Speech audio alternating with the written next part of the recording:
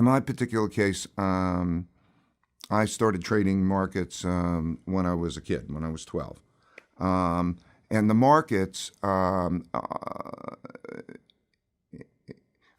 are certain things about being in the markets in terms of decision making that are unique, that encourage this kind of thinking. So first, because all of the consensus is already baked into the price, in order to be correct in the markets, in order to make money in the markets, you have to see something that the consensus doesn't see. So you have to have an independent point of view. Very different than most other professions. Most other professions, you can build on existing knowledge. You don't have to have a point of view. If you're a doctor and somebody breaks a leg or whatever, you can repair that leg. It's not zero sum in the sense that you have to be smarter than the next person or different from the consensus. Now, in order to be different from the consensus, there's a high risk you're going to be wrong. So if I form that point of view and I'm wrong, the probability of being wrong I'm trying to reduce. And so by having other people stress test my thinking, it's very practical, right? So I say I work really hard to have this independent point of view, and then I bring that independent point of view out there and I say, shoot at it. How am I going to be wrong? And let's have that quality back and forth. And so that was just a practical approach. Find people who have alternative points of view and have quality conversations back and forth. Not to let them think for me, not for me to follow their point of view, but for me to understand the different perspectives, right? Very, very practical, because it increases my probability of being right and it reduces my probability of being wrong. And what I discovered in that process is that I was learning so much.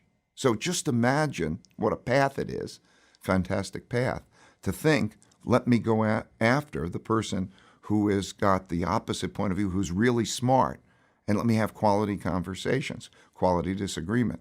So in my case, it was very much motivated by that. And then I have clear measures of whether I'm right or wrong. So there's a clear accountability. In other words, I could do whatever I want. It's my responsibility. If I made a purchase or a sale, I can measure on a day-to-day basis how good that process is. So I get clear feedback. Just the goal is, don't be too wrong, be more right than wrong. And so in that process, it's not I can take personal accountability. I mean, if I don't learn personal accountability, then I'm going to pay a terrible price. So that process itself lent itself to this kind of very open-minded decision, the making mistakes and the loving the mistakes. And then because I believe of that, we have a culture that's of radical transparency, right? So every meeting is taped and made available for everybody in the company to look at. And all we have are conversations of what makes sense. Like everybody has the right to make sense of things. Okay, now in that environment, I get to see how differently people think. I realize how radically different people think. And so that was a curiosity to me. Because it's masked. You have no idea what's going on behind other people's eyeballs. They're in their heads. They all look a lot alike, but their brains work so differently. So that led me to brain science. In other words, so I was very, very interested in understanding literally how the brain works and the physiology of the brain. And and we have different physiologies.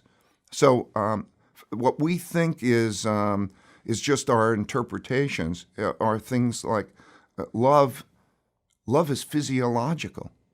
There's a chemical in your brain, I forgot the name, it begins with an O, that is where love comes from.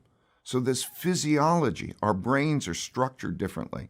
And then when you start to realize that the brain is very much like the body. In other words, there are parts of that, your body, you can exercise and change certain parts of that. You have a certain body, and maybe you can get more muscular to a certain degree, and maybe you can't. And then there are parts of your brain, parts of your body that you can't change. You can't change your bone structure, right? That's just the reality of the brains, and that is what people are like. So the recognition of that, the embracing of that reality is great, yet we don't talk about that. And that's a tragedy.